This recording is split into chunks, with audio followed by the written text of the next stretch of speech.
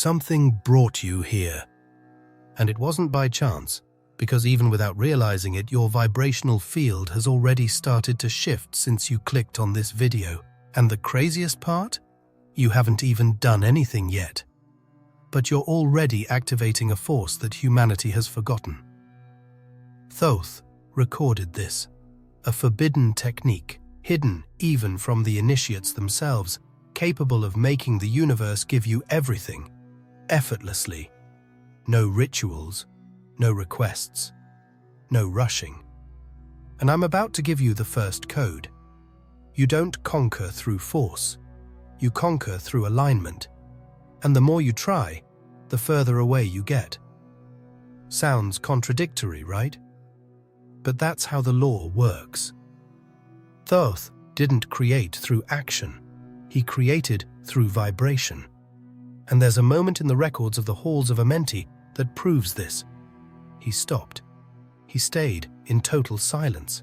And when he stopped, reality bent. And that's exactly what's going to start happening to you if you stay until the end. Because there's something no one told you. There's a point inside you that activates this force. And you're about to find out where it is. But first, we need to break the biggest lie that's sabotaging your vibration right now. When you become still, the universe speaks. When you stop wanting, everything is given to you. Now that you've already felt that point of silence Thoth accessed, it's time to reveal one of the biggest forms of self-sabotage that keeps people from getting everything they want the most. And the most dangerous part is that it looks like a virtue. It looks like discipline. It looks like courage. But behind that appearance lies the deepest block to manifestation. It's effort, misguided effort. The idea that only those who suffer, who burn out, who race against time as if the universe owed them something, are the ones who achieve anything. But Thoth was clear. What is forced gets lost. Because the universe doesn't respond to the amount of effort, but to the vibrational frequency that the effort emits. The trap starts early. Since childhood, you're taught that you need to earn things. You need to prove your worth. You need to wear yourself out to get the bare minimum. What no one tells you is that this effort, when it comes from a misaligned place, generates more scarcity than results. It's like trying to swim against an invisible current. The more you struggle, the further you drift from the shore. And the worst part is that this resistance isn't visible. It forms in the subtle field, behind the scenes of your energy. With every thought of obligation, every desperate attempt to control the timing of things, every time you try to force a path that's not flowing, a tension sets in. And that tension creates friction. It vibrates in disconnection. It vibrates in lack. It vibrates in doubt. And all of that is picked up by the field. You might even say you believe. You might do affirmations, visualizations, prayers. But if inside your energy is coming from desperation, from urgency, from control, there's no way to manifest what you want. Because the field picks up on what you feel, not what you say. And that's where effort becomes a golden prison. You feel active, busy, productive, but you're spinning in circles, trapped in a vibrational pattern of resistance. Thoth explained this in an enigmatic but precise way when describing the principle of polarity. He said that every force creates its counterpart. Every intention filled with tension creates its opposition.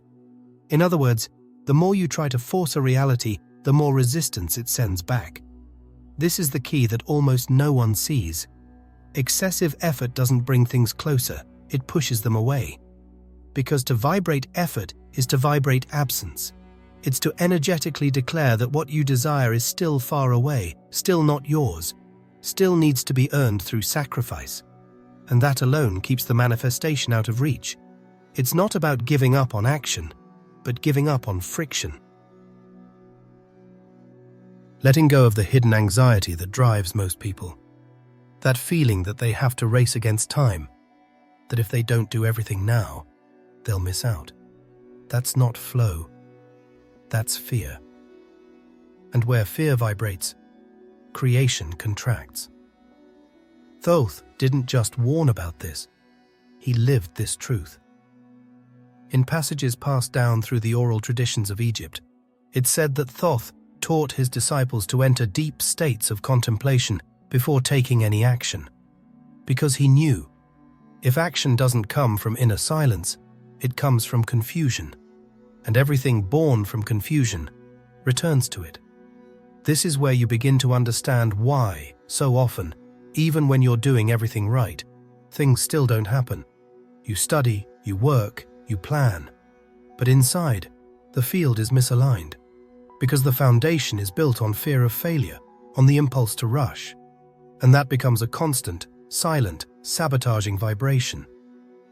But all of this starts to change when you see the trap for what it is: a programmed belief, not destiny, a cultural illusion, not a universal truth. And when you recognize that, a new space opens up. It's in this space that resistance begins to dissolve, without effort, without inner battles, without fighting against time. And it's in this space that Thoth left, hidden between the lines of his teachings, the first key to reverse that hidden flow that's pushing away everything you want. The forbidden gesture, the movement that stops force and activates flow. Thoth called this state the pre-manifestation, a vibration that comes before any form, before any mental intention, before any stirred-up emotion. It's a subtle field, so subtle that most people go their entire lives without even noticing it. But it's there, before the desire, before the action, before the urge to do. And when you touch that point, the world starts to respond. It's hard to explain in words, because it's not about thinking positively or repeating phrases. It's a shift in your inner place, a return to what you are without interference, without hurry, without resistance. A silent mind, a present body, a heart at rest. It's not apathy, it's pure magnetism. And you know what's most impressive? You already know this frequency. You've already been in it, even if only for brief moments. That moment when everything slows down, when time seems suspended, when you feel, without being able to explain, that something is approaching, but you don't need to chase it, because it's coming, it's aligning. That's the field. The point where reality starts to reorganize in your favor, not through effort, but through vibrational coherence. And this field isn't activated by technique, but by surrender, a lucid, conscious, active surrender. The simple act of observing, without trying to control, without trying to fix, without wanting to speed things up.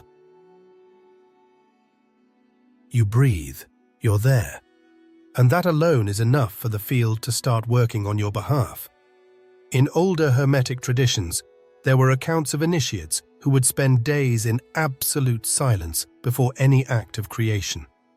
It wasn't punishment, it was alignment, because sound only has power when it's born from the right silence. And Thoth recorded this, not in technical manuals, but in the vibrational subtext of his teachings. The first activation of this field happens quietly.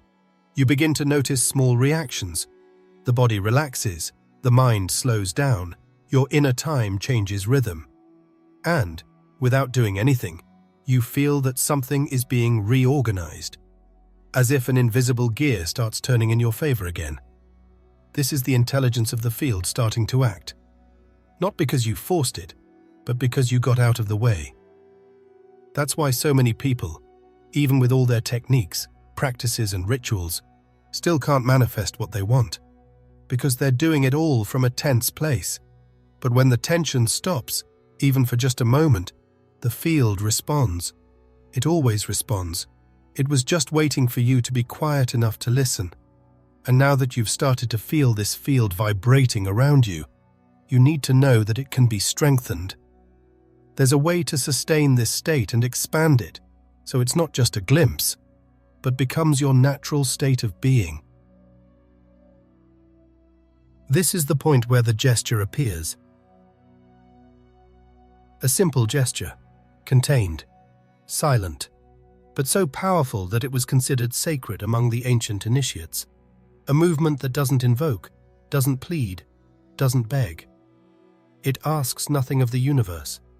It simply reveals. It shows that you are already ready, that you no longer need to chase, that you remember. In ancient traditions, this gesture wasn't taught through words. It was passed on through observation, through direct imitation, during silent rituals inside the hidden chambers of the temples. Only those who had reached a certain vibrational state could even perceive its existence. And when performed, it didn't create magic. It triggered a memory.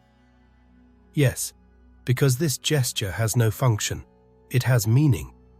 It represents the moment when the seeker stops moving from desire and starts vibrating in certainty. It's like an energetic seal that says, "It is done." Even before any manifestation appears, the field already recognizes that the decision has been made, and that certainty changes everything. In Hermetic language, this movement symbolizes total surrender to the intelligence of the flow. It's not surrender in the common sense of the word. It's vibrational surrender, where you no longer try to control the paths, the timing, the details. You simply place yourself as a channel, a body safe that carries the seed of manifestation, but doesn't force it to sprout. It holds, it contains, it allows. The most curious thing is that this gesture has no name. The records don't provide any clear designation, but its form appears carved in Egyptian reliefs, depicted in Mesopotamian seals, subtly repeated in Gnostic manuscripts, and even in medieval occult illustrations. Always the same subtle positioning. One hand rests over the center of the chest, while the other gently lowers toward the earth with the palm facing down. This gesture isn't symbolic only on the outside. It aligns two magnetic points of the human body. The hand on the chest activates heart coherence, the vibration of presence. The other hand, facing the ground, anchors that vibration in the physical world. It's like saying to the universe, "I don't ask, I accept." And something happens in that moment. Something you might be starting to feel right now. The edges of your perception become more sensitive. The sounds around you seem more distant. Your breathing changes rhythm. The mind slows down without you having to tell it to. It's as if the field around you is listening to what you haven't even said yet. Because it is. This gesture, no matter how subtle, doesn't go unnoticed by the vibrational field. It's like a silent signal that you've exited the seeking mode and entered the receiving state. And the most interesting thing is that many times, the field's response begins before you even realize it. Small synchronicities, unexpected reunions, new ideas, internal sensations of peace. Subtle signs that something has been activated. And it really has. But not because you made the gesture. Rather, because by making it, you entered the frequency of someone who no longer needs to prove anything. You stopped moving out of lack and started moving from presence. That is the invisible key that turns desire into magnetism. The surrender point, when the universe takes over. And it's precisely in the moment when the gesture is complete, when the field begins to respond to silence instead of effort, that an uncomfortable truth comes to the surface. Because at the same time, reality begins to draw closer, you begin to realize what was pushing it away. And that realization hurts, because it dismantles all the logic you've followed up until now. Thoth called this the inverted field, a vibrational state where everything you do, even if it seems right, ends up creating the opposite of what you want. And the most dangerous part is that it sets in silently. It forms from excess desire, excess thought, excess doing. And the more you try to solve, to achieve, to accelerate, the further you move from what you're seeking. The inverted field isn't visible. It doesn't shout. It doesn't show up in your words. It hides in your deepest vibrational state. It's like a reversal of your magnetism. You say you want love, but you vibrate fear of rejection. You say you want prosperity, but live trapped in a feeling of lack. You say you're seeking freedom, but feed off anxiety. The field picks this up. It doesn't respond to what you say. It responds to what you are. And this is where many give up. Because when this truth appears, it's uncomfortable. It's easier to believe the world is unfair, that you're unlucky, that others are just lucky. It's more comfortable to keep blaming the external. But when you begin to realize that it was actually your own field vibrating in reverse, you can no longer pretend not to know. That's why Thoth was so direct about this. He said the universe doesn't punish or reward. It only reflects. And when the reflection is distorted, the mind's first impulse is to try to break the mirror. But the true alchemist doesn't try to change the reflection. He adjusts the vibration of the source. And that source is you. This inversion is subtle, but it can be felt. You've already experienced it. That feeling of chasing something with all your might, and the more you chase it, the further it seems. Or that moment when you decide to let go, to stop, to rest, and suddenly the answer comes. That's not coincidence. That's the intelligence of the field showing you what works and what repels. What causes this inverted field is contraction. The inner tension that comes from the idea that something is wrong, that you need to fix it, solve it, force it. And that tension closes the channel. What was ready to come closer moves away. What was already within reach dissolves. Because the energy you emit communicates more than your actions. And this is the turning point. When you recognize that what was pushing things away wasn't the world, or people, or chance, but the distorted vibration of your own field, based in fear, in control, in urgency. That recognition alone already starts to reverse the flow, because the field doesn't need much time to change. It responds the moment you realign, the moment you release the tension, even for a few seconds. The wheel turns, and what felt stuck starts to move, without noise, without explanation, without logic, just because you stopped inverting your own energy. And when the field begins to respond, when the subtle signs start to align without you lifting a finger, something inside you realizes effort was never the way. Not because it was wrong, but because it was inverted, forced, controlled. And in that moment, the mind tries to take back control. It wants to understand, to measure, to make sure it's going to work this time. But that's exactly where the next leap happens. Thoth called it the point of surrender, an almost invisible threshold between control and trust, between the mind that wants to dominate everything and the consciousness that finally allows. And the truth is that almost no one crosses this point, because it demands a radical internal decision to stop trying to control the universe, not out of giving up, but because you finally understand that control is the real obstacle.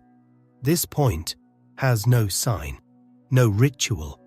It happens inside, in an instant, in a breath, in one inhale where you truly let go of the need to understand everything, to predict, to guarantee, to protect. You simply surrender, not to life, but to the intelligence that sustains life. And when that happens, everything changes. It's a silent collapse of the ego. The mind screams, tries to pull you back, says it's dangerous not to plan, not to anticipate, not to control. But the soul knows. It recognizes this moment. It's always been waiting for it. It's the moment when you get out of the way, when you stop interfering with the movement of the field. And once this point is crossed, the vibration shifts frequency so quickly that you can no longer keep up with ordinary senses. You just feel. You feel that things begin to arrive. Not loudly, not with fanfare, but with precision. Someone sends a message you no longer expected. A yes appears where there was once silence. A door opens without being pushed. Everything starts turning in your favor, without effort. Because now you've let the universe do what it's always been trying to do. Deliver. This point of surrender is the activation of a new level of spiritual sovereignty. Contrary to what you were taught, surrender isn't bowing down. It's stepping up. Stepping up to the truth that there's a greater order at work. That you no longer need to carry everything on your back. That there's an intelligence so vast, so precise, so subtle, it only acts when you get out of the way. And this is not passivity. It's presence. The presence that vibrates in full coherence with what it wants to attract. You no longer say you trust. You trust. You no longer repeat that it's already yours. You vibrate as if it already is, and that changes the frequency of everything. The ancients knew this. In the initiatic schools of Egypt, this point was the true marker of passage. Only those who learned to yield could cross the veil. And that surrender wasn't taught with words. It was felt. It was the moment when the initiate stopped seeking power and started living from it. And that's what's beginning to happen with you now. The flow of Khet, the frequency that attracts without calling. And when you cross the point of surrender, it's as if the gear that once turned against you starts turning in your favor. But this new movement doesn't come with noise. It's not an explosion of results. It's a softness that settles in, like a breeze changing direction without you noticing. And that change in direction has a name that almost no one knows. Khet. In the oldest records of Egypt, Khet wasn't just a spiritual state. It was a real frequency, a vibrational quality so pure that nothing could resist it. It doesn't act like an aggressive magnet, doesn't force, doesn't demand. It simply radiates a presence that draws in everything in harmony with it. And Thoth taught that the true master doesn't seek, he vibrates. And what is compatible comes. No verbal command, no forced intention, no physical movement. It's hard for the mind to understand this because it's been trained to do, to plan, to repeat. But when the body enters the flow of Khet, you feel the difference. It's not euphoria. It's a deep calm that comes from within, as if every cell knows it no longer needs to run. And this silent trust alters the field around you, as if your presence begins to reorganize the environment effortlessly. To feel this, no elaborate ritual is needed. What Thoth left were subtle indications: slower breathing, gentle attention to the space between thoughts, a state of contemplation where you don't ask for anything, you simply allow. It's like tuning an instrument. You don't create the music, you just adjust to the vibration already in the air. And the longer you sustain this frequency, the stronger the field becomes. The vibration stabilizes and starts to emit signals the universe understands without translation. You don't say, "I want this." You vibrate as someone who already has it. And that kind of coherence is irresistible to the flow. Thoth left behind a symbol that represents this vibrational stability. It appears on the tablets as the shape of two interwoven fields, one facing upward, the other downward, held together by a central axis. The symbol shows that the flow doesn't come from outside, but from the inside out. And once sealed, it not only activates the field, it protects it. Because when this frequency settles in, a new reality begins to bend around you. It's subtle, but real. people begin to hear you differently. Situations that once seemed stuck begin to shift without your intervention. Time feels more flexible. Paths that were closed start to open. And it's not a coincidence. It's the field responding to the coherence of your new inner state.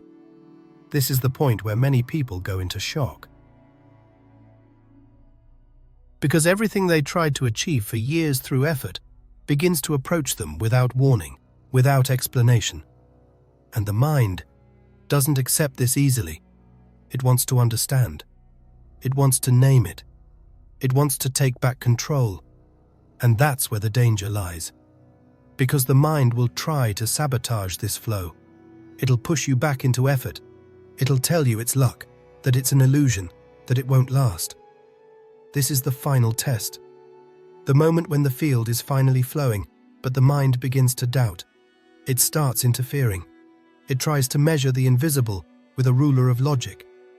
And if you don't know how to quiet this sabotage, everything starts to close again. The law of Thoth: flow, don't force, and the world bends to your being. And if you managed to silence the mind's last attempt to take back control, something very rare begins to happen. A subtle but deep shift throughout your entire field. You stop emitting signals of lack, urgency, and control, and start emitting presence. A vibration so stable, so secure, so clear that the universe has no choice but to respond. And it's at this point that you become what the ancients called the golden receptacle. This state isn't symbolic, it's real. You feel it in your body. Anxiety disappears, not because you convinced yourself everything will work out, but because you're no longer trying to make it work. Doubt loses strength, not because you got external proof, but because your vibration became the proof. And in that frequency, everything begins to arrive, but not like magic, as an inevitable consequence. The right love appears, not because you searched for it, but because it recognized your vibration. The right money comes, not through effort, but through alignment. The right answers show up, not because you pushed for them, but because your mind was quiet enough to hear. At this point, you stop seeking, and you start being sought. You realize that everything that seemed scarce was actually just a reflection of a misaligned internal vibration. But now, with your field stabilized, things flow so naturally, it might feel like coincidence, but it's not, it's resonance. The universe is dancing to the same rhythm as you, because you finally stopped trying to lead the music and became the sound. But there's one detail that can't be ignored: a sacred rule, a vibrational limit that, if crossed, undoes everything. Because just as the field is built in silence, it can also be broken by the slightest movement of doubt, urgency, or attachment. Thoth was clear: once activated, the golden receptacle cannot be used as a tool for control. It must be sustained as a state of being. If you try to use it to attract something, you've already fallen out of the frequency, because wanting is already declaring absence. And this state only holds when you are fully in the now, when you don't need to prove anything, when you're not waiting for the miracle, because you're already living as if it happened. And now, if you've made it this far, something important needs to be revealed. Not as a new technique, but as a reminder. What Thoth called the law of non-effort is not a suggestion. It is a real structure of the universe, a silent mechanism that only works when you stop forcing. This law is not mental, it's vibrational, and the more you try to make something happen, the more it pulls back. The more you insist, the more it delays. Not as punishment, but because it only responds to coherence. It doesn't negotiate, it mirrors. And now that you've activated this field, you begin to notice movement around you bending to your frequency. What once avoided you now comes closer. What once seemed distant starts to appear. You're no longer in seeking mode. You're in receiving mode. And this is when you understand with your body what no book could ever teach you. It's not about doing, it's about becoming. Thoth's forbidden technique was never a formula. It was a frequency, a way of being in the world where everything happens without you needing to chase it, where the world bends to your vibration. And now, that vibration has been activated. You can go back to effort. Let the mind convince you that you need to speed up again. Or you can keep flowing, conscious, steady, intentional, because right now, what you want has already started to want you too.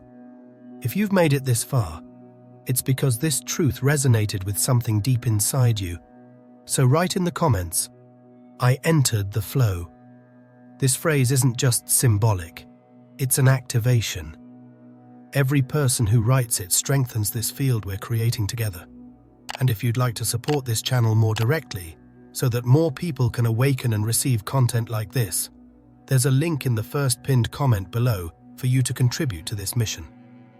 Every bit of support helps this message reach more and more minds ready to remember. And look, I've prepared a special video that's now showing up on your screen. That's the next step. It's where we go deeper into everything you felt here. Click the video and meet me there. You won't want to stop at this point.